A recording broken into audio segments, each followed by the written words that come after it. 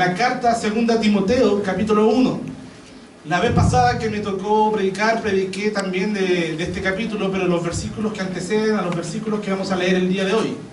Amén. Segunda Timoteo, capítulo 1. Vamos a leer del versículo 8 hasta el 11.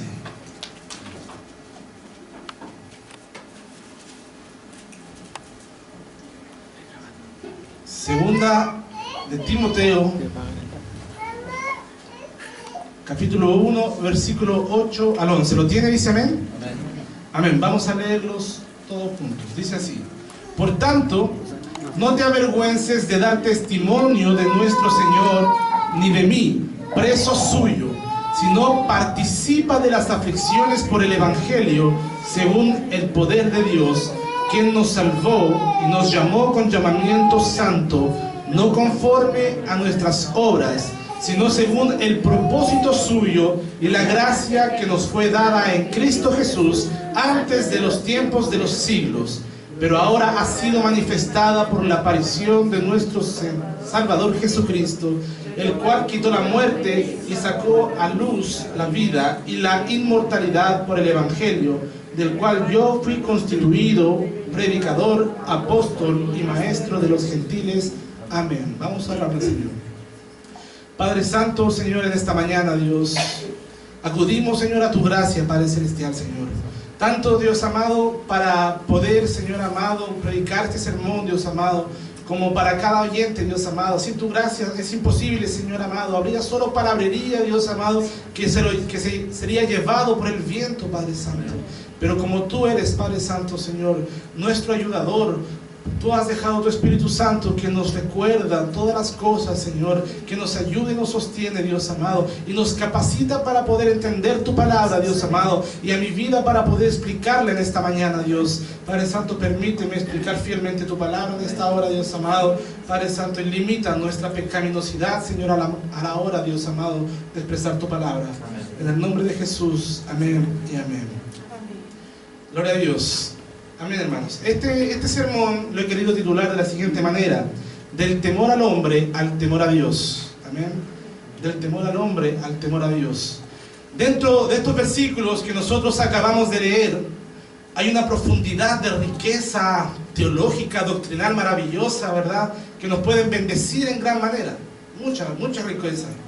Pero yo quisiera en esta mañana principalmente enfocarme en las palabras del apóstol Pablo a Timoteo acerca de no avergonzarse del testimonio de nuestro Señor.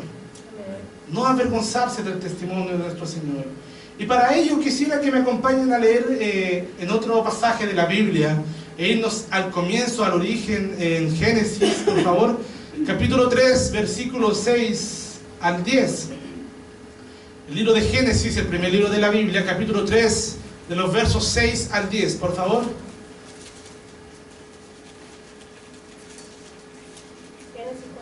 Génesis 3, versículos 6 al 10. Y dice así: y vio la mujer que el árbol era bueno para comer y que era agradable a los ojos, y árbol codiciable para alcanzar la sabiduría, y tomó de su fruto y comió, y dio también a su marido, el cual comió, así como ella.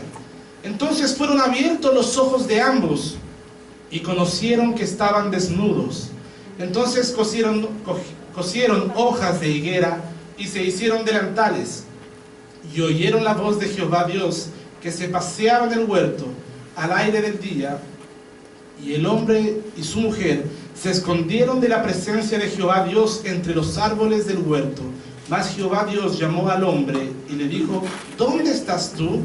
Y él respondió: oí tu voz en el huerto y tuve miedo, porque estaba desnudo y me escondí. ¡Wow! ¡Qué pasaje! De este pasaje, hermanos, que acabamos de leer, el cual es sin duda el más triste de la historia de la humanidad, hermano, porque refleja la caída del hombre, la desconexión total de la criatura de su creador.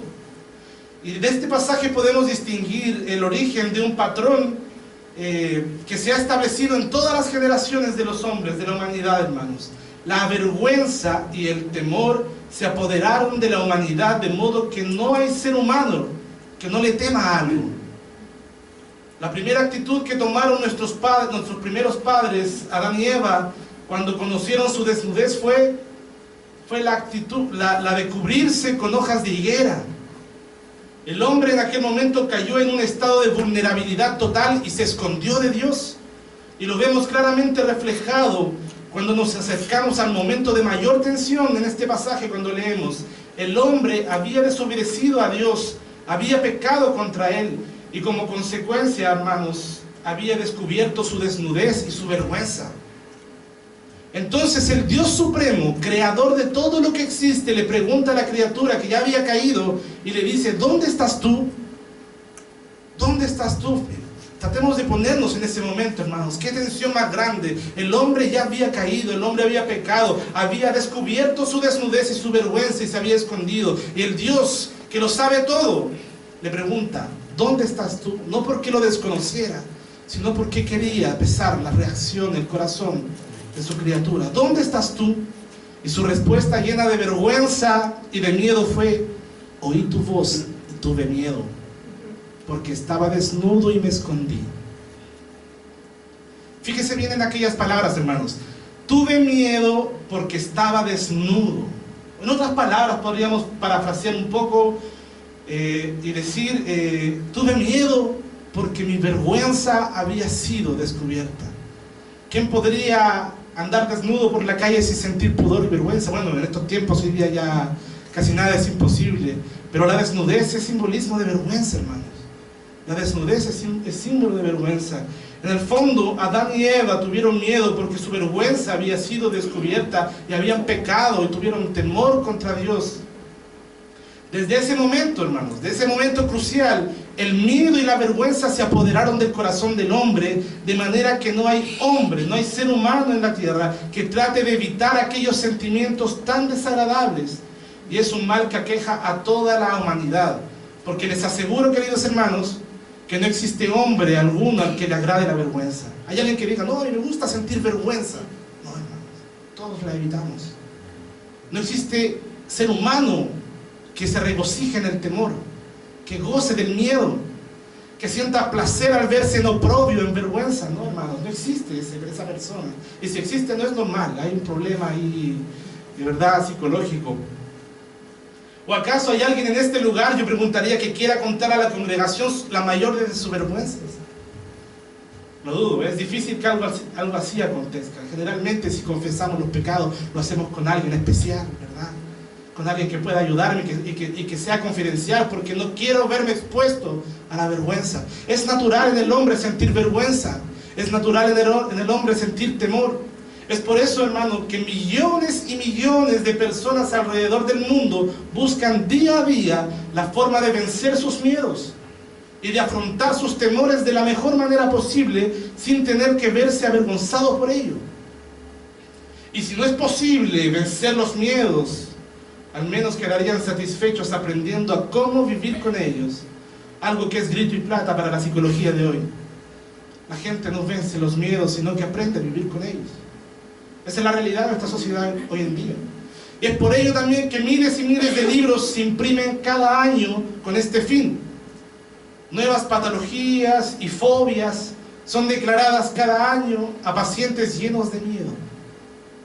Miedo a la vida, miedo al fracaso, miedo al abuso, miedo al que dirán, miedo al rechazo, miedo a la vergüenza, a ser expuestos, a verse como ese hombre en el huerto del Edén, desnudo.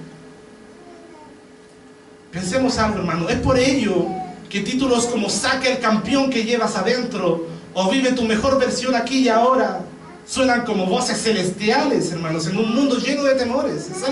Es algo maravilloso, y son tan seguidos esos títulos, son tan renombrados. Oh, puedo sacar lo mejor de mí. Queridos hermanos, esta es una realidad a la que los cristianos no estamos ajenos. Somos seres humanos, aún no hemos sido glorificados y tenemos temores y tenemos miedos que debemos ir afrontando en esta vida.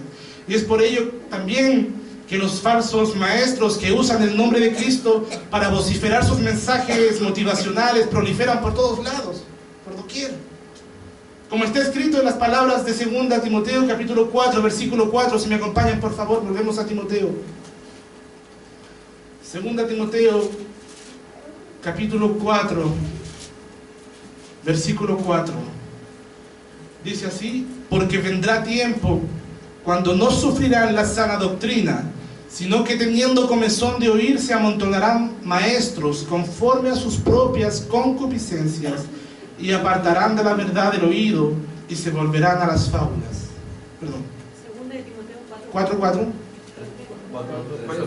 4, 3 y 4, me perdonan. 2 Timoteo 3, o sea, 4, 3 y 4. Porque vendrán tiempos, decía Pablo en ese momento, cuando no sufrirán la sana doctrina, sino que teniendo comezón de oír, se amontonarán maestros, como vemos hoy día, el día de hoy, conforme a sus propias concupiscencias, y apartarán de la verdad el oído y se volverán a las fábulas. Tanta fábula que vemos hoy día. Somos dioses, dicen algunos. Somos Jehová Junior, dicen otros por ahí. Somos lo más especial que puede existir en este mundo. Y hay fábulas y fábulas, y maestros se amontonan por doquier. No hay orador, no hay predicador, hermanos, más aplaudido que aquel que dice lo que los oyentes quieren oír. Y en medio de tantos miedos, hermanos, oír a alguien que te motive, te haga sentir especial, hacerte sentir un vencedor, llega a ser placentero a nuestros corazones, al corazón del hombre necesitado de vencer sus temores.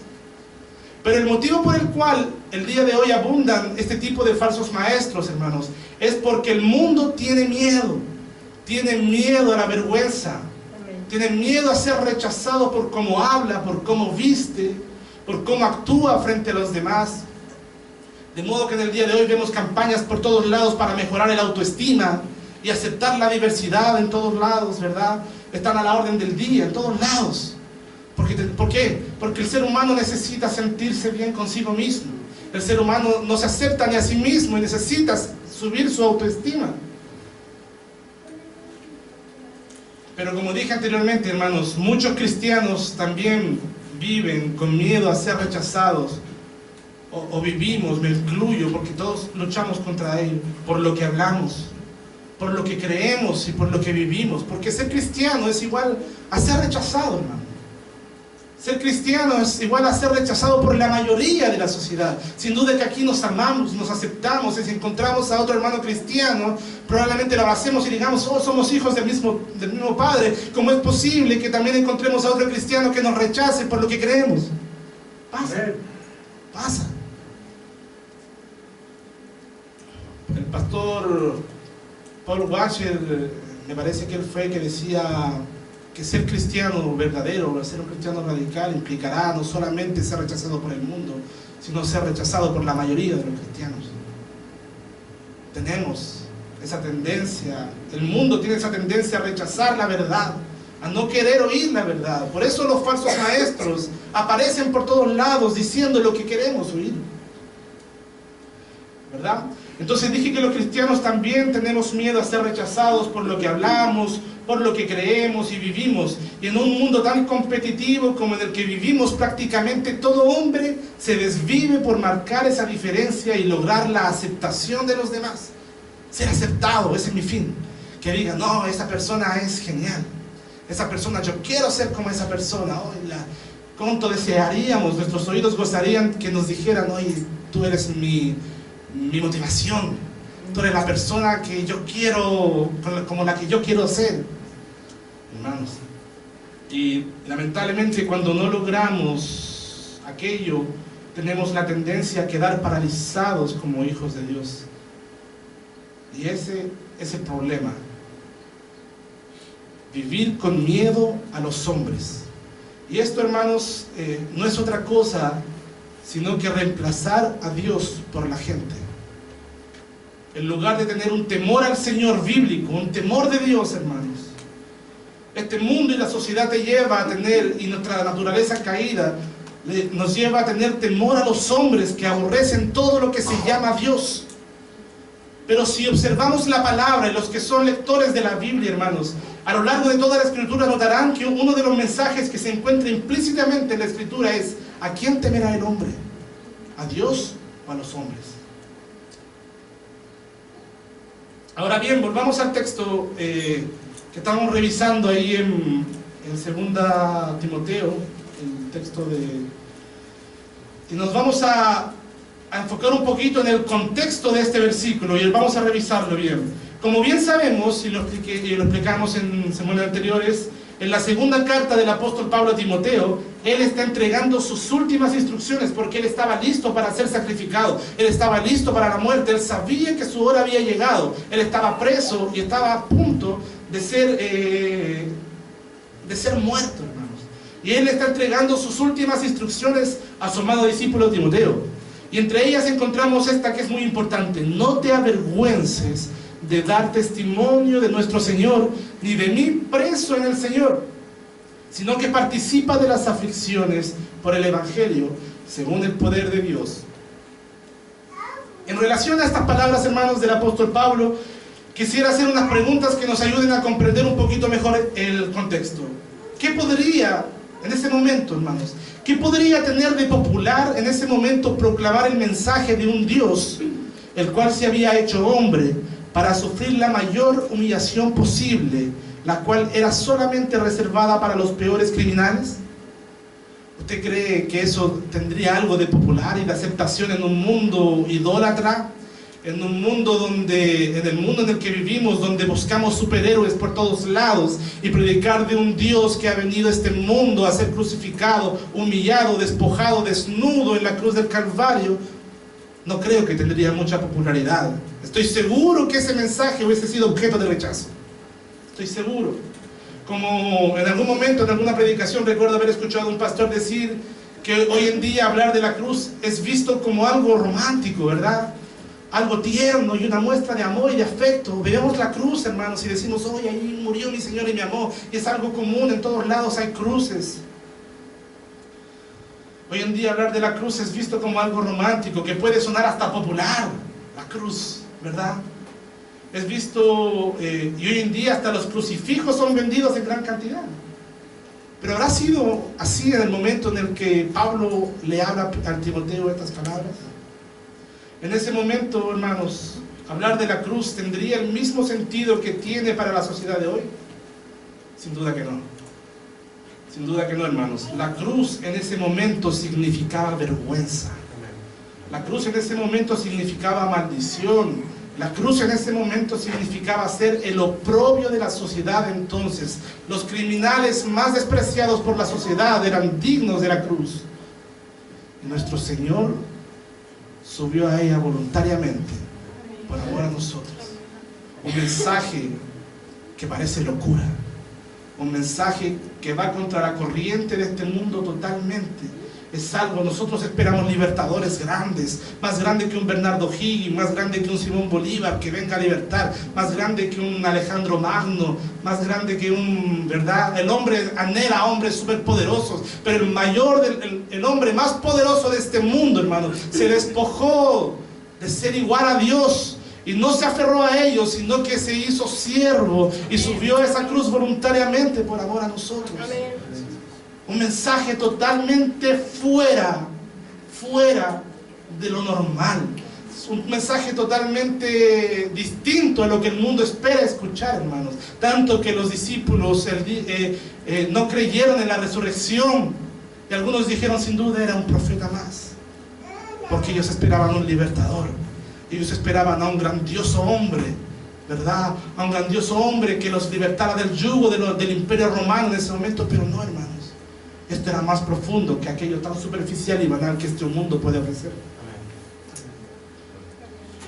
En ese momento hablar de la cruz, hermanos, significaba vergüenza, maldición y oprobio.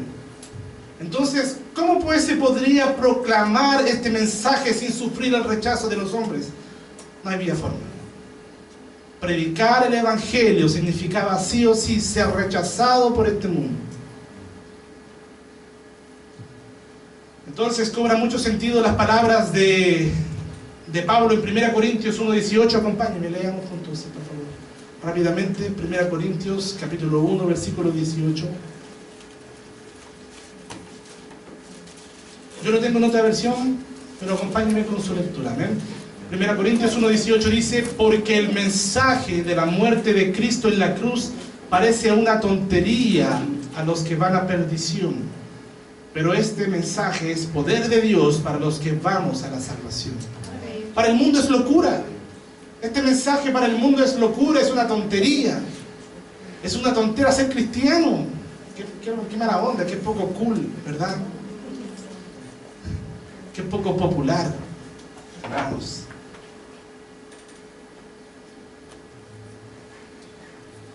Amén. Predicar el evangelio verdadero en ese momento, hermanos, era locura, que no podía ser comprendida por los hombres. Sean estos judíos o griegos, significaba lo mismo. Sin duda significaba el rechazo de los hombres, y podía costar inclusive la vida de quien la predicara, o terminar preso, como en el caso de Pablo, que es de donde escribe estas palabras. Él estaba preso cuando le dice: no te avergüences de dar testimonio. No te avergüences de dar testimonio, le dijo Pablo a Timoteo. Pero hay algo bien interesante en estas palabras, hermanos, y aquí yo quiero entrar un poquito a comprender la gramática que se usó acá. En el griego original, esta palabra avergonzarse es epaishunses, el cual es un verbo escrito con voz pasiva. Quiero explicar un poquito qué significa aquello. En otras palabras, el acto de sentir vergüenza al que se refiere Pablo en estas palabras no provienen de la voluntad de Timoteo. ¿Hay alguien que por su propia voluntad quiera sentir vergüenza? No, hermano. Siempre es algo externo que hace que el hombre sienta vergüenza. Por eso el sentir vergüenza es algo que el hombre recibe pasivamente, no por su propia voluntad. Y esto es interesante. O sea, es que esta vergüenza, hermanos, que sentía Timoteo, o de la que hablaba Pablo, era producida por un temor externo, por el miedo que venía de afuera. ¿No es eso lo que acontece a todos los hombres, acaso, hermanos? ¿O acaso alguien siente vergüenza de su propia voluntad? No, no es verdad, no es así. Es el temor que produce en el hombre la vergüenza, y es algo con lo que todo cristiano tiene que lidiar. Pero cabe preguntarnos ahora algo. ¿Cómo superamos los cristianos el temor a los hombres? Porque yo le aseguro que tenemos temores a que nos rechacen, a que no nos consideren. Muchos aquí probablemente su familia los considera un tonto por estar aquí en la iglesia en vez de estar calentito en cama tomando un desayuno, ¿verdad? Preparándose para ver un partido, haciendo un asado, ¿no? Estamos aquí en la casa del Señor. Somos rechazados constantemente por la causa de Cristo. Quizás no en el nivel en el que ese tiempo eran rechazados, que los cristianos eran perseguidos, mortificados, asesinados, pero sin duda que también somos rechazados en muchos instantes, de muchas maneras hoy en día, inclusive por algunos cristianos. Entonces nos preguntamos, ¿cómo superamos el cristiano los temores? Estoy seguro que alguno de nosotros podrá pensar inmediatamente en aquel versículo de 1 de Juan que dice que el perfecto amor echa fuera el temor, ¿verdad? Inmediatamente pensamos, podría ser el perfecto amor, es el amor el que nos puede libertar del temor. Y de inmediato nos llevaría a pensar que solamente es necesario sentirse amado por Dios para desechar el temor. O sea, mientras yo me sienta amado por Dios, el temor se va. Pero la verdad es que esta es una respuesta algo superficial y que solo ataca el estado emocional del hombre, hermanos. Y no es la raíz del temor, porque la raíz de la vergüenza es el temor. Y entre paréntesis, es ese mismo pensamiento el que ha diluido la predicación del Evangelio en nuestros días. El creer en un Dios que solo ama pero no aborrece. O pensar que el mensaje principal de un cristiano es decir que Dios quiere sanar tus heridas, ¿verdad? Dios quiere hacer crecer tu autoestima, quiere hacerte feliz en este mundo. Un mensaje totalmente diluido de lo que es la verdad del Evangelio. Eso, amados hermanos, es diluir el Evangelio y hacerlo simple. ¿Y saben por qué se predica de esta forma hoy en día? Adivinen. Por el miedo, por el temor a decir la verdad. ¿A quién le gusta escuchar que le digan eres un pecador y estás destituido del cielo? Yo creo que a nadie. Pero es necesario para que conozcamos la salvación de Dios. Es necesario para que tengamos temor de Dios. Es por eso que el Evangelio ha sido diluido, porque hay miedo a decir la verdad. Seguimos el temor al hombre. Volvemos a la raíz de la vergüenza, el temor. Un cristianismo que siente vergüenza de decir la verdad por miedo a ser rechazado por los hombres. Eso, hermanos, es lo que exactamente Pablo estaba combatiendo cuando le decía esas palabras a Timoteo. No te avergüences de dar testimonio. Ahora bien, cuando la palabra nos dice que el verdadero, el perfecto amor echa fuera el temor, lo que nos está diciendo es que no puedes sentir el amor de Dios a menos que primero sientas un verdadero temor de Dios. No puedes sentir el amor verdadero de Dios si primero no tuviste un encuentro con el temor de Dios. No te viste a ti en tu calidad de pecador y en la calidad de un Dios santo, aborreciendo tu pecado. Es ahí solamente que podemos encontrar el amor de Dios, ese perfecto amor que echa fuera el temor. Lo que nos está diciendo es que no puedes sentir el amor de Dios a menos que primero se sienta un verdadero temor de Dios.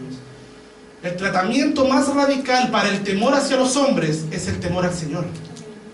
Para nosotros los cristianos, hermanos, Dios debe ser el más grande que cualquier persona.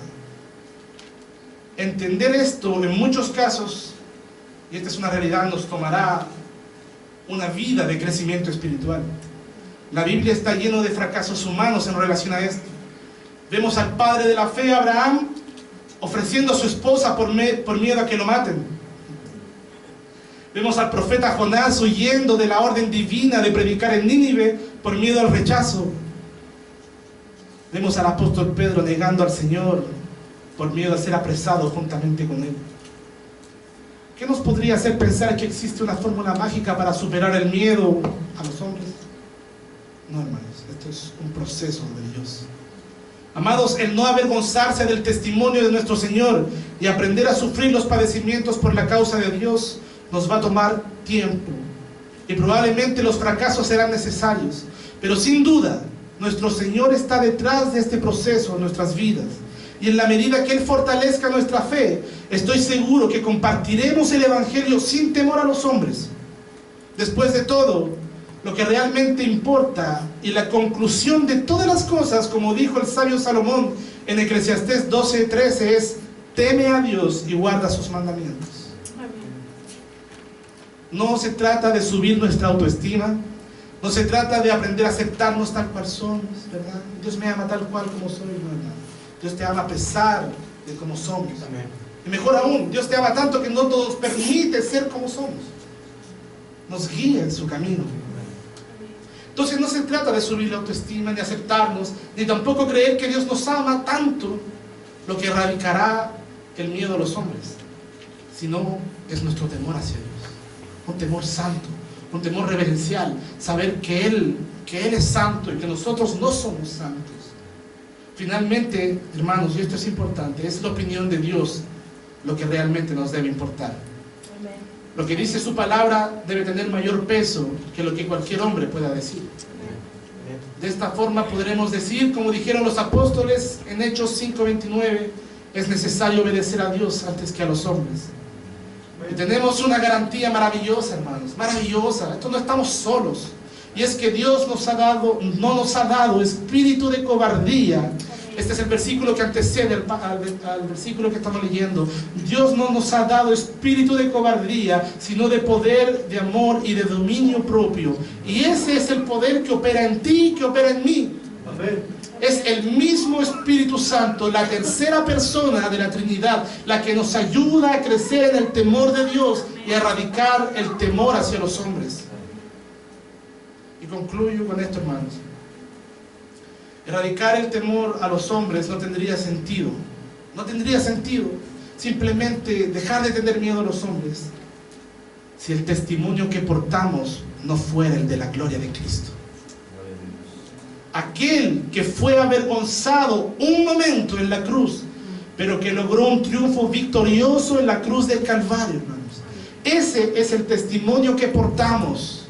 Ese es el testimonio que cargamos, amados. Aquel del cual todos los profetas hablaron. Porque recuerden que el Apocalipsis dice que el espíritu de la profecía es el testimonio de Cristo, quien nos ha llamado con llamamiento santo, no conforme a nuestras obras, sino según el propósito suyo y la gracia que nos fue dada en Cristo Jesús antes de los tiempos de los siglos. Lo leímos. Este maravilloso mensaje, hermanos, es digno de ser defendido y compartido sin vergüenza. Y es necesario que Dios nos dé la fuerza, inclusive si es necesario, para padecer por él. No nos avergoncemos más, hermanos. No tengamos vergüenza de compartir nuestra fe, hermanos. Porque el poder que está en ti, el poder que está en mí, no viene de nosotros, sino que es de Dios. Y el mensaje que portamos, el mensaje que cargamos, es el mensaje más maravilloso que el mundo puede escuchar. Un Salvador, Dios hecho carne, muriendo por los pecados de su pueblo. Amén. Querida iglesia, la invitación esta mañana es a compartir nuestra fe sin temor a los hombres. Ese es el enfoque que yo quería dar esta mañana en esta palabra. Que podamos compartir nuestra fe sin temor a los hombres. Y que podamos crecer en el temor santo de nuestro Dios. Que podamos crecer en el temor del Señor. Amados hermanos, yo les invito en esta hora, primero que nada, a reconocer. Porque no podemos avanzar sin primero reconocer que nos hemos visto en vergüenza muchas veces por el nombre de Cristo. Nos hemos sentido avergonzados muchas veces. Hemos tenido miedo al rechazo de la gente. Hemos sentido miedo a qué dirán. Pero es necesario que la voluntad de Dios sea hecha por encima de la voluntad de los hombres. Debemos reconocer que hemos temido más a los hombres que a Dios. Debemos reconocer. Debemos pedir perdón a Dios por ello. Y Él es fiel y justo para perdonar todos nuestros pecados y limpiarnos de toda maldad. Vamos a crecer en temor a Dios, y el temor a los hombres será erradicado. Y les invito a usted, hermano, en su trabajo, en su universidad, en los estudios, en el colegio, los que son menores, a donde estemos, compartamos la fe, el testimonio de Dios sin vergüenza. Amén. Les invito a ponerse de pie, vamos a orar. Y que esta palabra cale hondo en nuestros corazones. Amén. Oremos al Señor. Amado Dios, te agradecemos esta mañana, Padre Santo, por tu palabra, Dios. Te agradecemos, Señor, porque tú estás detrás de nosotros, Señor. Porque nuestras vidas son escritas, Señor amado. El libro de nuestra vida es escrita por tu dedo, Dios amado. Por tu mano, Dios amado. Tú, Padre Santo, destinas nuestra vida. Y en ese destino, Padre Santo, te pedimos en esta hora, Dios amado, Padre Santo, que perdones nuestros pecados, Dios amado. Que perdones, Señor amado, nuestro miedo al rechazo, Dios amado. Padre Santo, no nos importa, Dios amado, que no nos importe el rechazo de la gente, Dios amado, sino que podamos confesar, Dios amado, con sabiduría, Dios amado, Padre Santo, Señor, este evangelio maravilloso que portamos, que nos ha salvado, Dios, que nos ha librado del infierno, de la crueldad, Señor amado, Padre Santo, Señor, de un destino fatídico, Dios amado, y nos ha llevado a acercarnos a ti, Dios amado. No solamente, Dios amado, nos perdonaste, no solamente nos libraste de la muerte, Señor, sino que nos has dado vida juntamente contigo, Señor. Nos has acercado a ti, nos has hecho tuyos, Señor. Qué maravilloso mensaje, Dios amado. Padre Santo, que el mundo, Dios amado, y tus escogidos necesitan escuchar, Dios amado. Padre Santo, pon valentía en nuestros corazones para hablar tu palabra, Dios, para predicar, Dios amado, con confianza, con fe, Dios amado, porque tu palabra hará lo que tú quieres, no volverá a ti vacía, sino que transformará el corazón de aquellos a quien tú has escogido, Dios. En el nombre de Jesús te amamos y te exaltamos, Señor. Amén y amén.